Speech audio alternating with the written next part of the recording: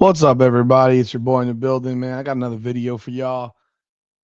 Been hearing a lot the last day about Sophie Cunningham went rogue. And I'm gonna be real. I I've seen it in a lot of areas, so I'm sitting here listening to this commentary and the comments. I'm reading comments and I'm looking at the stuff that folks are saying, and I gotta be real.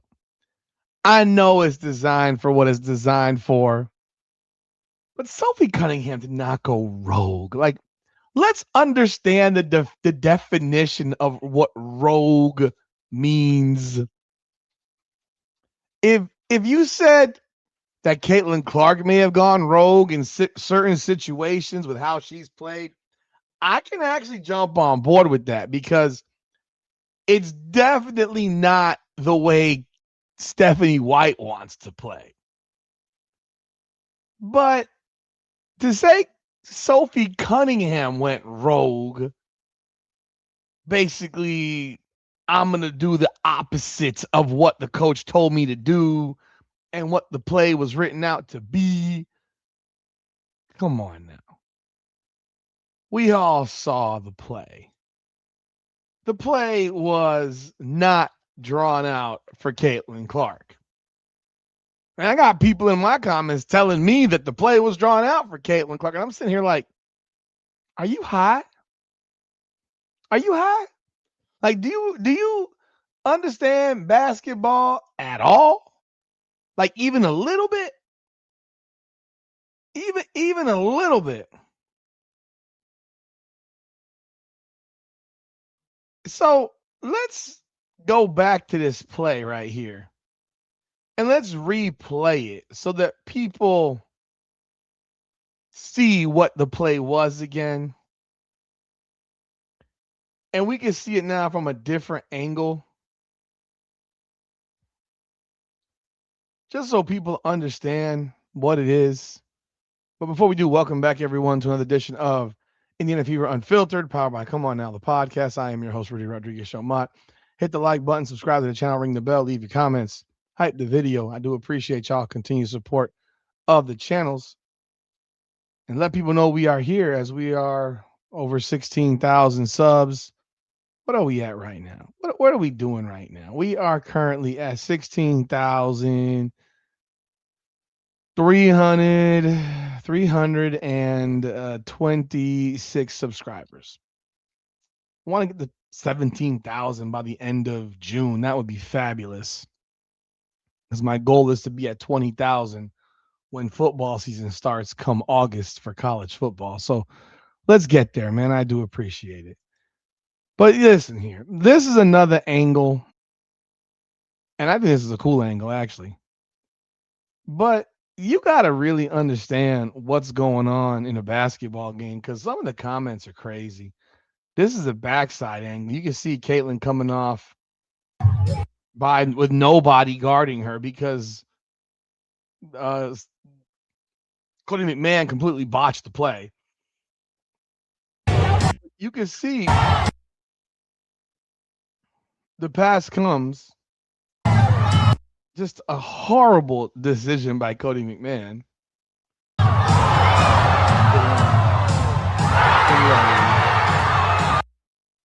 Yeah, she threw her threes up.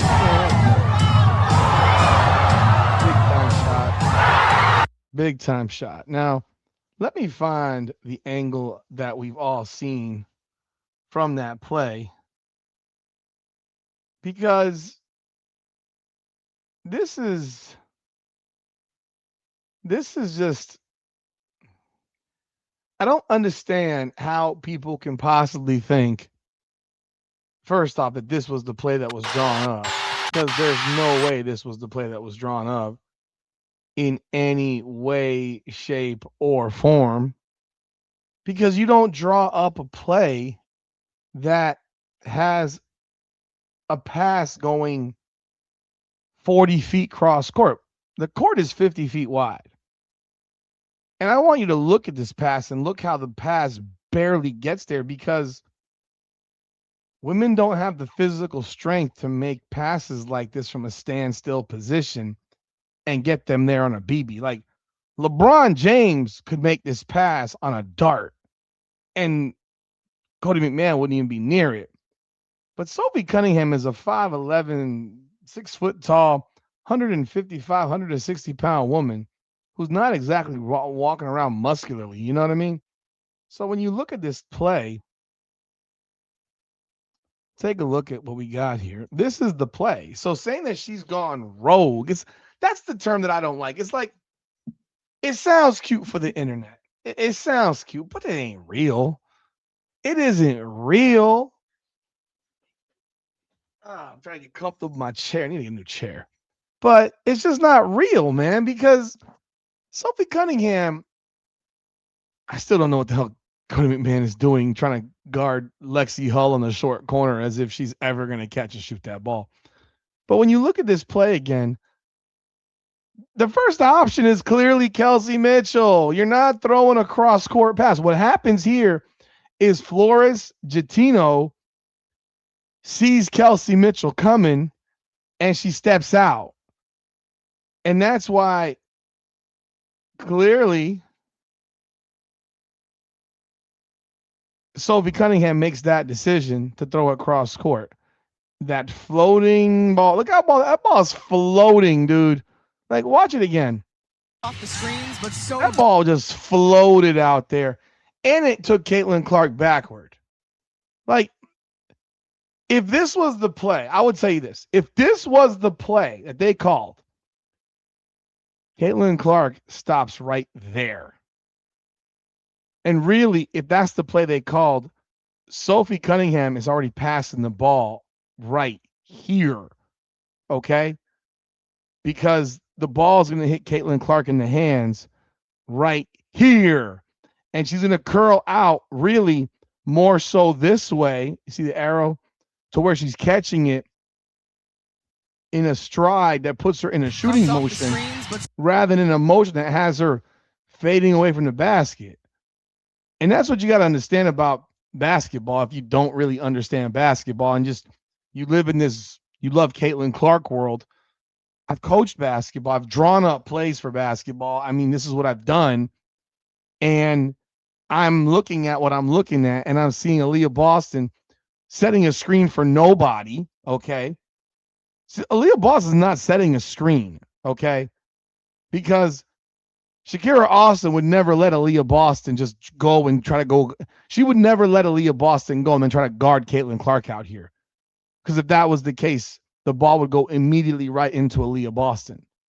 It would go up high, she'd catch it, and probably hit a layup to win the game. Because of the players you have down here are 6 foot tall and guards. So I'm giving Aaliyah Boston the benefit of the doubt here, okay, people? So when you see this pop off and Cody McMahon's so off, this ball was thrown way behind. And it wasn't as if, I mean, goddamn, that shot's so damn open. Had she missed it, it would have been really unfortunate. But this isn't a player going rogue. She's covered. Kelsey's covered because Cody McMahon never actually followed Caitlin Clark. You could never have a screen set for her. And at the end, she gets a wide open look. And I'm happy that she got the wide open look for her sake. And she hit the shot in the whole nine. But this play was not run for Caitlin Clark. And Sophie Cunningham did not go rogue. She passed it to the open player on the court.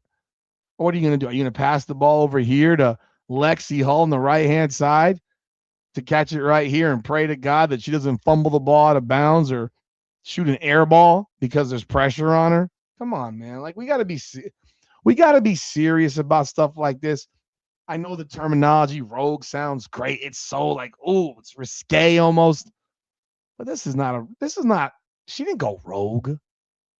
She didn't purposely say, I'm going to do the opposite of what the play was on the sideline. And Stephanie White is sitting here saying Austin Kelley wrote up the play. So what do you exactly do, Stephanie White? Like, what is your purpose? What is your purpose? Because you don't draw up plays. So your defense is terrible. So what exactly do you do? I mean, like the movie Office Space, you don't do this, you don't do that, you don't do this, you don't. So what is it that you actually do here besides create a bad offensive scheme that has this team scoring 78 points and under 85 for the last 4 games? I mean, you tell me, what is the scheme? Is that's what you do? You draw garbage? Is that what you do? I mean, clearly that must be what you do at this point. So you get but this so does Clark. lock and load, switch, boom, game. And again, this wasn't rogue. And Lexi Hull even said that wasn't the play. I know it wasn't the play because I can watch the play and know that there's not a coach on earth that would have made Caitlin Clark the number one option on that play, running 40 feet from the sideline to shoot a 31-foot 3-point shot in a 1-point game. Like, you would never in your life do that. You wouldn't. You just wouldn't. And I would say the same thing if it was Caitlin Clark who was running around the curl, not getting it, and Kelsey Mitchell spotting up from 31 feet, for which she never would spot up from 31 feet because she doesn't have that type of range. That's what also makes that shot so amazing, is that there's not a player in the league that could have made that shot, maybe outside of Sabrina Ionescu, because these other players do not have 31-foot jump shot range. So again, I don't believe that Sophie Cunningham purposefully did anything to disrespect her coaches or change the play and say, fuck Kelsey, I'm not passing her the ball, because she passed the ball to Leah Boston against the Golden State Valkyries. And Caitlin Clark was wide open in that situation too, albeit Veronica Burton was she was more towards the middle of the court when, Caitlin got open, and probably could have knocked the ball away again, because the reality is the power behind the pass is not strong enough from a person like a Sophie Cunningham. It just isn't. So, hey, y'all let me know y'all thoughts in the comments. Do you think Cunningham purposely did that? I don't. But do you? If you do, give me your reasons why. Because I'm telling you right now, as a person who's coached this game, who's played this game, who's drawn up plays for this game, no one on earth is running a 31-foot jump shot, passing the ball 40 feet cross court for a game winner when you're down by 1. Like, no one's ever doing that.